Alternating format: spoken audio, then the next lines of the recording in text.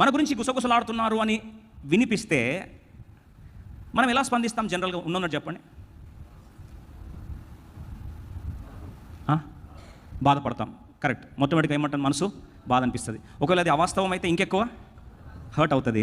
అయ్యో అనవసరంగా అంతా నా పేరు ఏమవుతుంది, చెడ్డ పేరు అవుతుంది కదా అని కొద్దిగా మనసు ఏమవుతుందండి, ఆయాసం అవుతుంది, గాయము అవుతుంది. కానీ అద్భుతమైన సత్యం ఈరోజు ఎలా స్పందించాలో దేవుడు జ్ఞాపకం చేస్తూ ఉన్నాడు. How do we respond to gossip?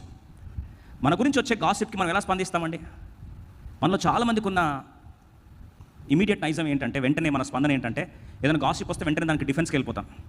Defence అంటే అది దానికి మనము ఆన్సర్ ఇవ్వడానికి ఏం చేస్తామండి, ప్రయత్నిస్తాం. అలా కాదండి, అలా కాదు, నిజంగా మీరు అనుకున్నదంతా ఏది వాస్తవం కాదండి, ఫ్యాక్ట్స్ వాస్తవంగా కథలో వేరే రకంగా ఉన్నాయని మనం జస్టిఫై చేయడానికి ప్రయత్నిస్తాం. కొన్నిసార్లు మనల్ని డిఫెండ్ చేసుకునే ప్రయత్నం చేస్తాం.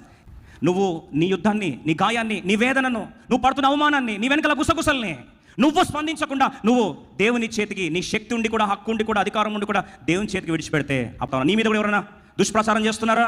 నీకు వెనకాల గోతులు తవ్వుతున్నారా? ఒకవేళ తెలియకుండా నీకు వ్యతిరేకంగా ఎవరైనా మాట్లాడుతున్నారా? మాట్లాడని. ఒకవేళ అక్కడ గమనించినట్లయితే గుసగుసలు జరిగింది గుడారాల్లో, కానీ దేవుని తీర్పు వస్తుంది బాహాటముగా. గుసగుసలు జరిగింది చాలా కాలం అవుతుందేమో అనుకున్నారు, కానీ దేవుని స్పందన హఠాత్తుగా స్పందిస్తున్నాడు.